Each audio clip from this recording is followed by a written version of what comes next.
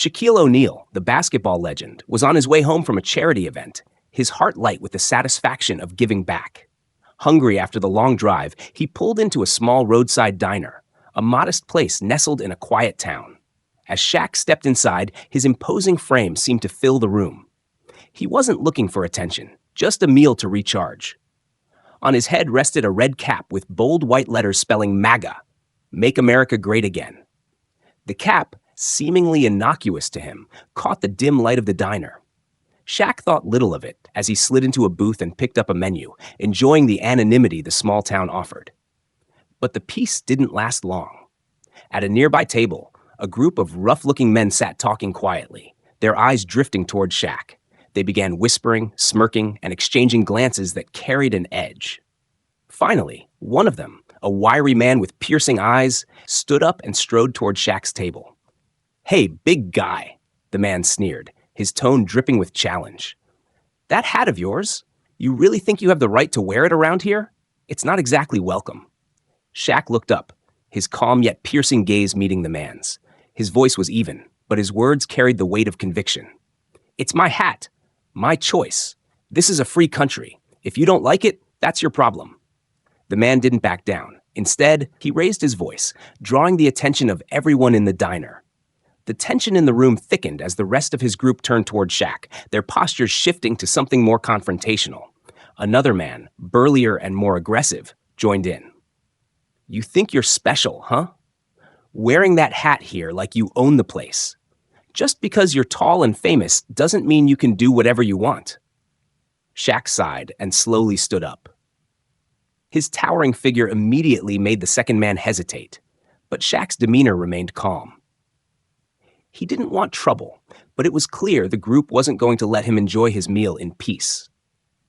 Around the room, a few diners quietly slipped out, sensing that something was about to happen. The waitress behind the counter froze, her eyes darting nervously between Shaq and the group of men.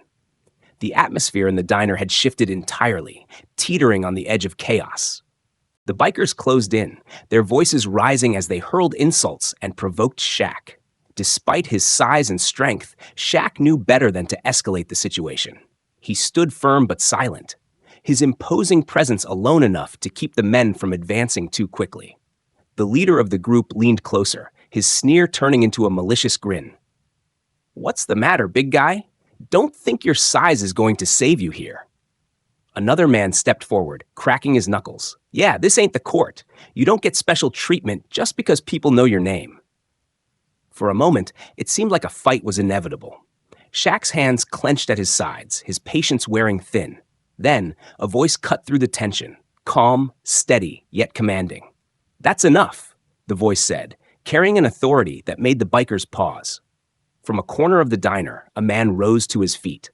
He wasn't tall or physically imposing, but there was something about him, something in his quiet confidence and the worn jacket bearing the Navy SEALs logo on his shoulder. His sharp eyes held a lifetime of resilience.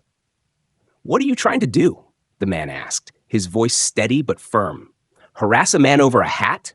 That's what you think makes you tough?" The bikers turned toward him, startled. The man stepped forward, positioning himself between Shaq and the group. Though not nearly as tall as Shaq, his commanding presence silenced the room. "I fought to protect the freedoms of people like you, like him, and everyone in this room," he continued. "If you can't respect that, then you better walk out the door right now." For a moment, silence filled the diner. The tension hung heavy in the air as the bikers hesitated, their bravado faltering. Finally, the leader muttered something under his breath and turned away. One by one, the rest of the group followed him out. The atmosphere in the diner shifted again, this time to a lighter, calmer tone. The waitress exhaled in relief, and the few remaining diners relaxed in their seats. Shaq turned toward the man who had intervened, gratitude clear in his expression. Shaq stepped forward, extending his massive hand toward the man. "Thank you, sir. I'm Shaquille, but everyone calls me Shaq." The man shook his hand, his grip firm but unassuming. A faint smile crossed his weathered face. "I'm Joe. Just a mechanic. It wasn't a big deal." Shaq took a closer look at Joe, noticing the worn-out shoes, the slight limp in his gait, and the quiet strength in his eyes. There was something about Joe that intrigued him, a sense of hard-earned resilience. Were you in the military? Shaq asked, his tone respectful. Joe nodded. Yeah, Navy SEALs, but that was a long time ago. These days, I just try to get by one day at a time. Shaq nodded thoughtfully. Well, Joe, I owe you a meal. Sit down. I'd like to hear more about you. Joe hesitated, clearly not used to being the center of attention, but eventually he agreed. As they sat together, Joe began to open up, sharing pieces of his life story. I joined the SEALs when I was young, Joe said. Spent most of my life in the military. Not because I loved war, but because I believed in the mission. I used to think I was invincible, but... He paused, his expression shadowed with old memories. A landmine changed everything, took away my ability to fight, and with it, the career I'd spent my entire life building. Shaq listened intently, sipping his coffee as Joe continued. After leaving the military, I tried to start over. Worked all kinds of jobs, security guard, laborer, mechanic. Things were fine, or at least manageable, until... Joe's voice faltered, and he took a deep breath. Until Linda, my wife, was diagnosed with cancer. All my savings went into her treatments. But it's never enough. Shaq clenched his hands tightly, moved by the story unfolding before him. This wasn't just a man. This was a fighter who had given everything for others and received little in return. Linda is still undergoing treatment? Shaq asked softly. Joe nodded. Yeah, she's at the town hospital right now. They're doing what they can, but without more money, we'll have to stop her treatments. And for Linda, that means... His voice broke, and he couldn't finish the sentence. Shaq leaned back in his seat, his mind racing. This wasn't just about one man's hardship. It was a story of sacrifice, resilience, and a broken system. Looking at Joe, Shaq felt a determination welling up within him, a determination to help in any way he could. Let me meet Linda, Shaq said, his voice resolute. I want to understand more about your situation. If there's a way I can help, I will. Joe hesitated, but finally nodded. For a man so used to facing struggles alone, accepting help wasn't easy. Thank you, Shaq, Joe said quietly. Thank you for taking the time to listen. The two left the diner, setting off on a path that would not only change their lives, but also inspire countless others. Joe led Shaq down the quiet streets of the small town. The cool night air seemed to carry the weight of his unspoken worries. They reached the hospital, a modest building with flickering fluorescent lights. Inside, the atmosphere was solemn, the hum of machines and quiet voices filling the hallways. Shaq followed Joe to a small private room near the end of the corridor. The sight inside tugged at Shaq's heart. A frail woman with soft, silver-streaked hair lay in the hospital bed. Her complexion was pale, and her body looked fragile against the backdrop of sterile white sheets. Despite her condition, her eyes lit up when she saw Joe. Joe, she said, her voice barely above a whisper. Joe hurried to her side, taking her hand in his. Linda, I brought someone to meet you. Her gaze shifted to Shaq, and her eyebrows rose slightly in recognition. Shaquille O'Neal, she said softly, a faint smile playing on her lips. Shaq stepped forward, his massive presence somehow gentle in the small room. Please call me Shaq, he said, his voice warm. Joe's told me a lot about you. Linda chuckled weakly. I hope he only said the good things. The brief moment of levity eased some of the tension in the room. Shaq pulled up a chair, sitting beside her bed as Joe remained at her side. He listened as Linda shared stories of her life with Joe, how they'd met in a chance encounter at a roadside cafe, how they'd built their life together, and how they'd faced challenges with unwavering determination.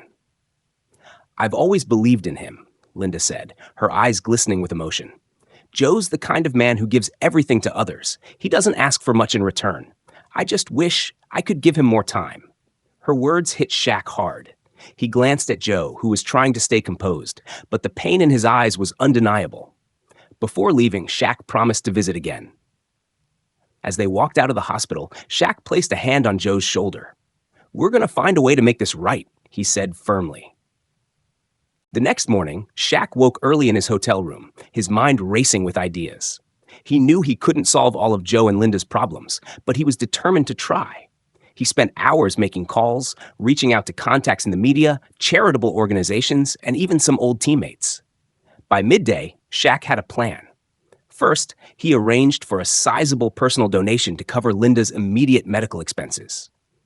But he didn't want to stop there. He wanted to use his platform to shine a light on Joe's story. A story of resilience, love, and the struggles faced by many veterans and their families. Shaq contacted a local news station, convincing them to cover the story. The producers, intrigued by the combination of a sports legend and a heartwarming tale, agreed immediately. When Shaq returned to Joe's garage that afternoon, he found the veteran elbow deep in a car engine. Joe looked up, surprised to see Shaq standing there with a determined expression. "Joe," Shaq said, "I've got a plan. We're going to tell your story." Joe frowned, wiping his hands on a rag. "My story? What good will that do?" "It's not just about your story," Shaq explained. "It's about showing people what sacrifice looks like. It's about reminding them that people like you and Linda deserve better. You've given so much, now it's time the world gives back." Joe hesitated, clearly uncomfortable with the idea of being in the spotlight. But when Shaq explained the potential impact it could have, not just for Linda's treatment, but for raising awareness about the struggles of veterans, Joe finally agreed. The following day, Shaq and Joe sat down for an interview with the local news station. The camera crew set up in Joe's modest garage, capturing the worn tools, oil-streaked walls, and a small framed photo of Joe and Linda on their wedding day. The reporter began by asking Joe about his time in the Navy SEALs, his injuries, and the challenges he faced after returning to civilian life. Joe spoke humbly, his words carrying the weight of his experiences, but never bitterness. When the conversation shifted to Linda, Joe's voice softened. "She's my rock," he said. "Even when things got tough, she never stopped believing in me. Now it's my turn to fight for her." Shaq, seated beside him, added his perspective.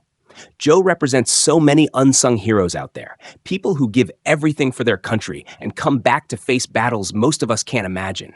This is about more than just helping one family. It's about recognizing the sacrifices these men and women make and doing something to support them." The segment aired that evening, and the response was immediate. Social media lit up with messages of support, donations flooded into a crowdfunding campaign Shaq had set up, and even a few corporations reached out, offering assistance.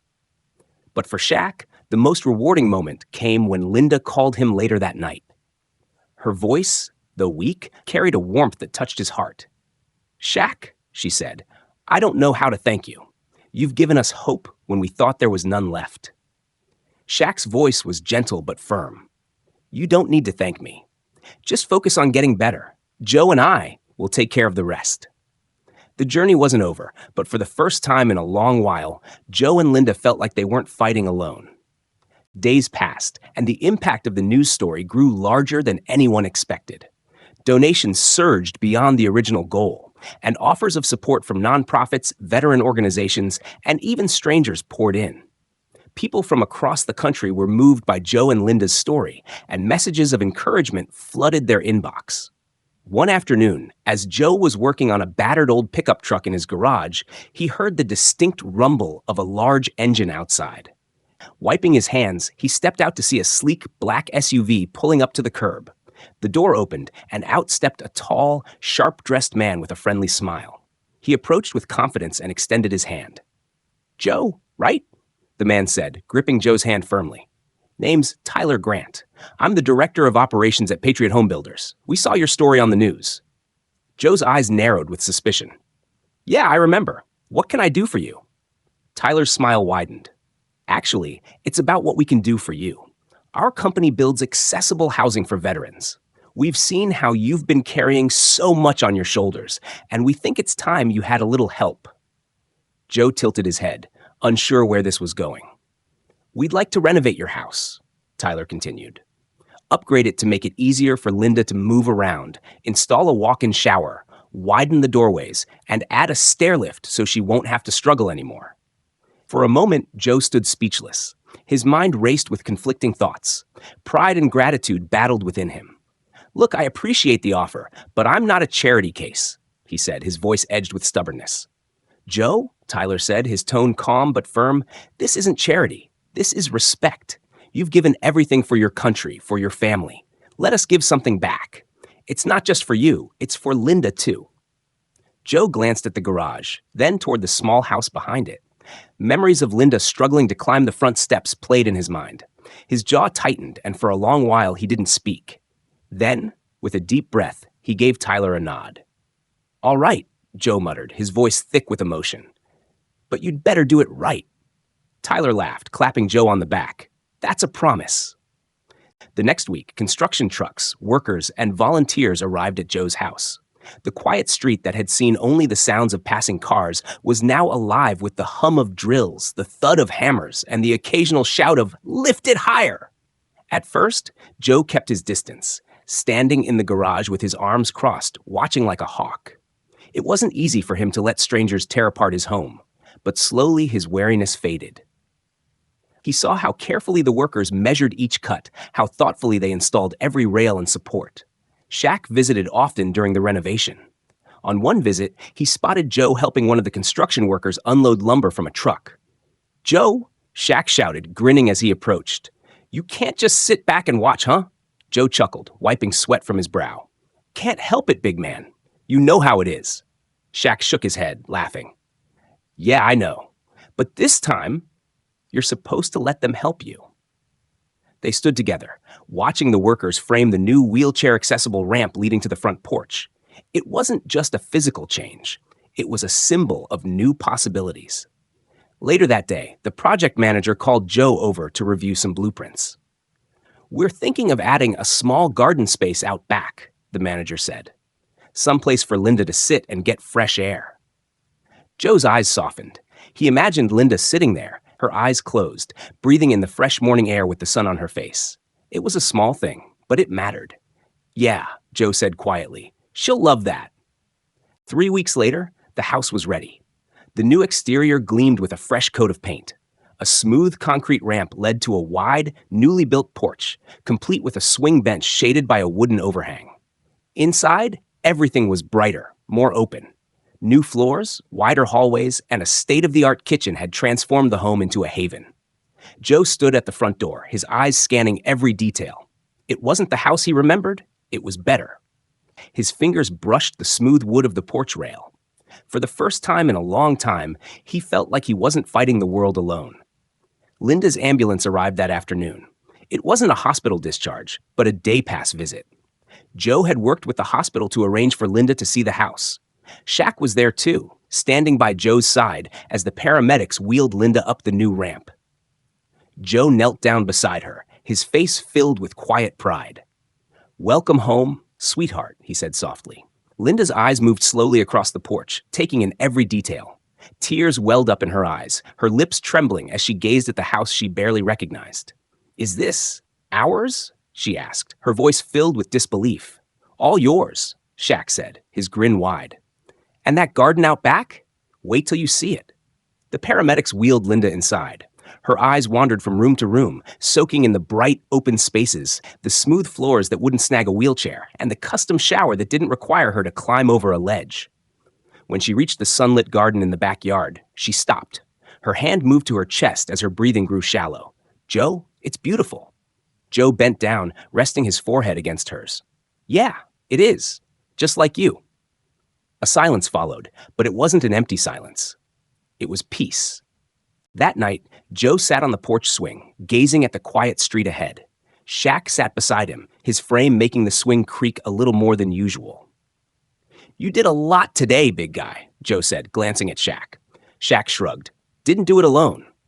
They sat quietly for a while, the only sounds being the distant chirp of crickets and the creak of the swing. "You know," Joe began, his voice low, "I've been fighting my whole life. First in war, then here at home. For a while, I thought I'd have to fight forever." He looked at Shaq, his eyes serious but grateful. "But now, it feels different. For the first time, I feel like maybe I can stop fighting." Shaq nodded, his gaze fixed on the stars above. "You've done enough, Joe. It's okay to rest." The two men sat in that stillness for a long time. No more words were needed.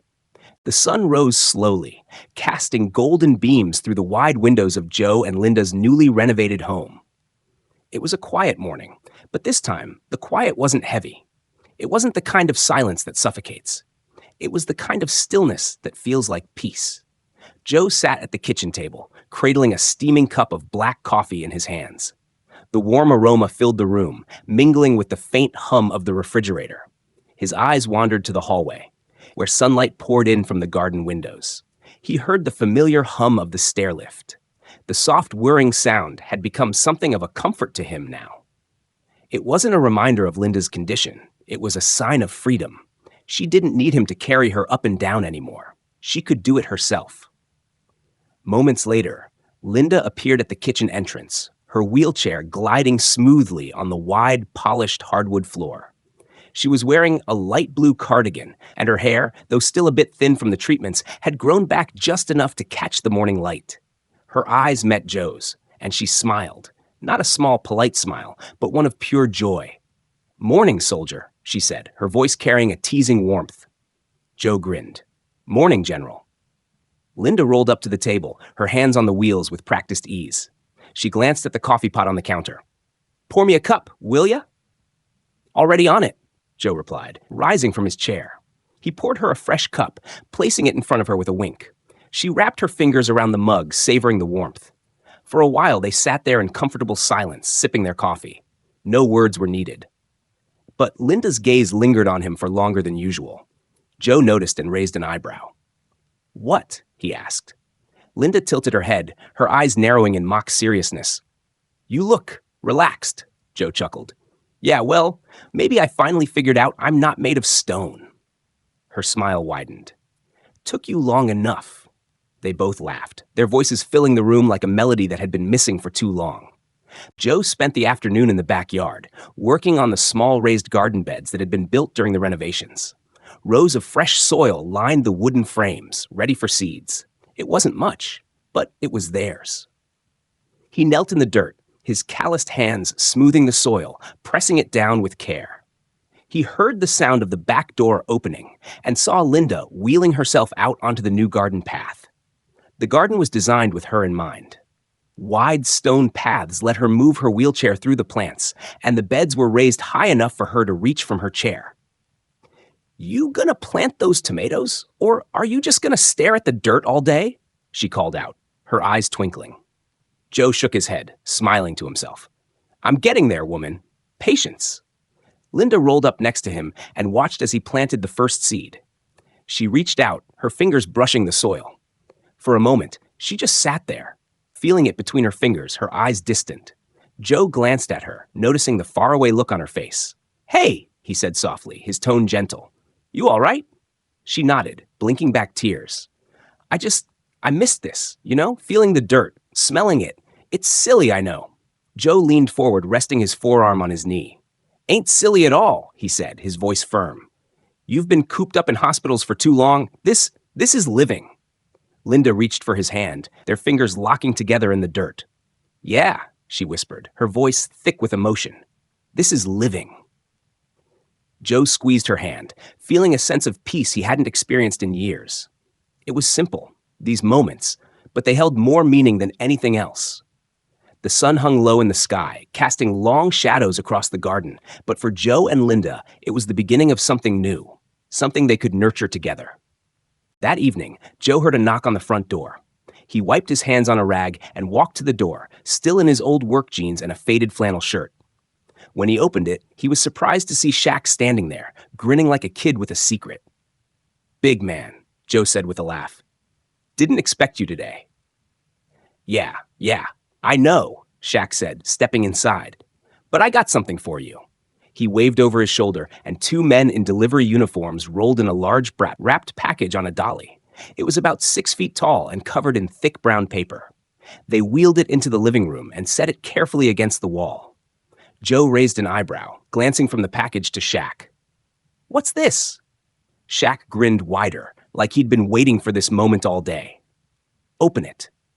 Joe pulled at the paper, peeling it back until the object beneath was revealed. His breath caught in his throat. It was a framed, oversized photo. A candid shot from the day of the renovations. It showed Linda sitting in her wheelchair in the backyard, her face lit up with laughter as she looked at Joe, who was kneeling beside her in the dirt, mid-laugh himself. It wasn't just a photo. It was a moment frozen in time. The kind of moment that, if you weren't paying attention, you might miss. But now it would never be forgotten. Joe's eyes lingered on it for a long time. He could hear Linda rolling in from the hallway, curious about the commotion. When she saw the photo, her hands flew to her mouth and tears welled up in her eyes. "Oh, Joe," she breathed, staring at the image. Look at us. Yeah, Joe said quietly, his throat tight. Look at us. A week later, they threw a barbecue, the first one in years. Friends, neighbors, and volunteers filled the backyard. The smell of burgers and grilled corn wafted through the air. The sun hung low, painting the sky in streaks of orange and pink. Shaq manned the grill like he was running a basketball play, barking instructions and flipping burgers with flair. Joe stood beside him, sipping a cold beer. Every once in a while, someone would walk up to Joe, clap him on the back, and say, "Proud of you, man." Linda sat in her wheelchair by the garden, surrounded by friends. She held a paper plate of food in her lap, chatting with neighbors. Her laughter rose over the hum of conversation, a sound that Joe realized he hadn't heard nearly enough. At one point, a little boy wandered over to Linda, holding a small red flower in his hand. He looked up at her with wide, curious eyes. "This for you," he said, handing her the flower. Linda's face softened into the kind of smile that could melt the coldest heart. She accepted the flower, pressing it gently to her chest. "Thank you, sweetheart," she said, her voice tender. "It's beautiful." The boy ran off, and Linda glanced over at Joe, holding the flower up like a trophy. "Look what I got," she called out. Joe shook his head, smiling. Yeah, you always get the good stuff." That night, after the last guest had left, Joe and Linda sat together on the swing in the front yard. The world around them was quiet again, but it wasn't the kind of quiet that felt lonely. It was the quiet of a life finally at peace. Linda leaned her head on Joe's shoulder, her eyes closed. "We did it, Joe," she whispered, her voice soft but strong. "Yeah," he replied, wrapping his arm around her shoulders, holding her close. "We did it." They sat there, side by side, listening to the rustle of leaves in the breeze. The house behind them was no longer just a house. It was a home. Their home. A place where they didn't have to fight so hard to survive. Joe tilted his head back, staring at the night sky. The stars were bright, like tiny lanterns hanging in the darkness. He let out a deep breath, long and steady, as if he were releasing years of weight from his chest. He looked down at Linda, her breathing slow and steady as she leaned against him. "I think," he said softly, "we're finally home." And for the first time in a long, long while, Joe believed it. The house stood quietly on the edge of the street, its fresh coat of paint glowing softly under the morning sun. The new ramp leading to the front door curved gracefully, as if it had always been there. The wide garden path wrapped around the house, lined with blooming marigolds, sunflowers, and wild daisies swaying gently in the breeze. It wasn't just a house anymore. It was home. Inside, the warmth wasn't just from the sunlight streaming through the windows. It was in the smell of freshly brewed coffee, in the sound of Linda's laughter echoing from the kitchen, and in the quiet rhythm of Joe's footsteps moving from room to room. Every wall, every corner, every inch of this place carried their story. The pain, the fight, and finally, the peace. Joe stood in front of the large framed photo Shaq had given them. His eyes traced every detail, the dirt on his hands, the grin on his face, the pure, unguarded happiness on Linda's face. He shook his head slowly, a quiet chuckle escaping his lips. "Look at us," he muttered to himself. "We made it." He turned around just as Linda rolled into the living room, her hands moving with ease on the wheels of her chair. She had a small plant in her lap, ready to be added to the new garden outside. When she saw Joe staring at the photo, she tilted her head. "Still admiring your own good looks, huh?" she teased, her grin playful. Joe snorted, crossing his arms. "Nah, just trying to figure out how that guy in the photo got so lucky." Linda gave him a look that was equal parts love and exasperation. "He fought for it," she said simply. "We fought for it." Joe nodded, his eyes softening. "Yeah, we did." There were no grand speeches, no sweeping music to mark the end of their battle.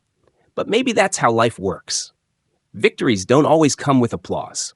Sometimes they come with quiet mornings, steady breathing, and the simple knowledge that you're still standing.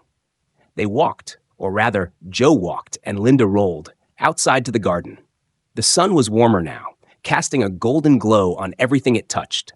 Birds chirped from the treetops, and the distant hum of cars on the main road felt miles away. Linda reached down and planted the small green sapling into one of the raised beds.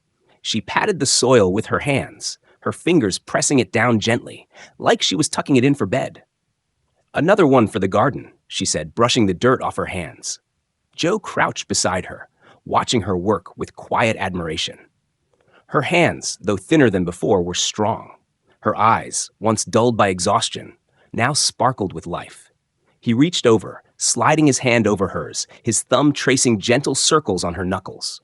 "You know," he said, his voice low and thoughtful, "I spent so much time trying to fix everything, the house, the bills, the wheelchair.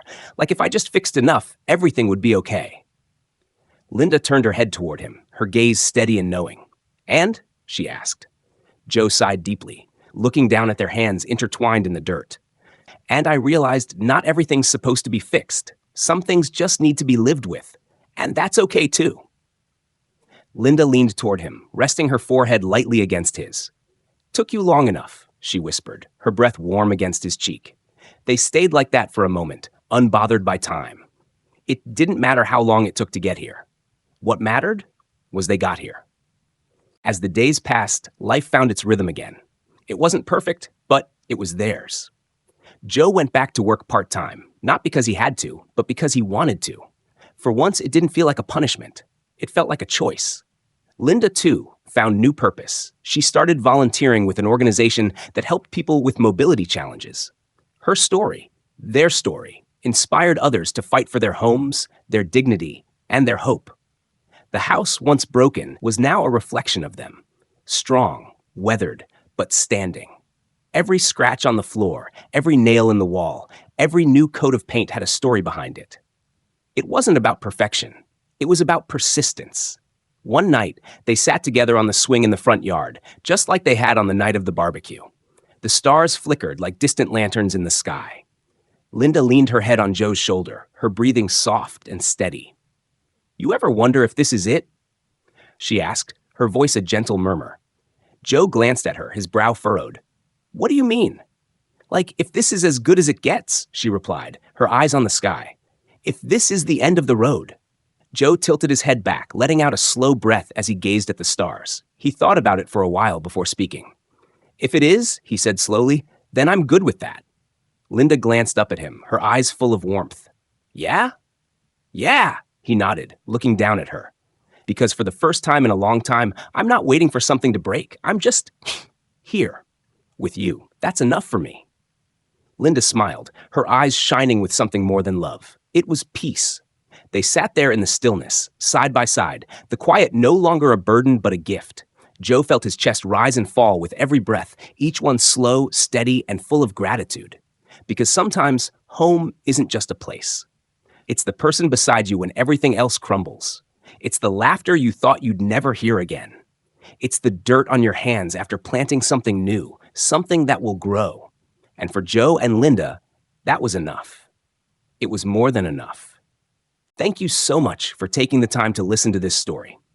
We hope it touched your heart, inspired you, and reminded you that no matter how tough life gets, with love, perseverance, and a little faith, we can all rebuild our home. If you enjoyed this story, please don't forget to like the video, subscribe to the channel, and turn on the notification bell so you never miss our next story. Your support means the world to us and helps us continue creating meaningful content like this. We'd love to hear your thoughts, so feel free to leave a comment below. What part of the story resonated with you the most? Your feedback is incredibly valuable. Thank you again for being part of this journey with us. Stay safe, stay strong, and remember, sometimes home isn't just a place, it's the people you share it with. See you in the next story. Like, comment, subscribe,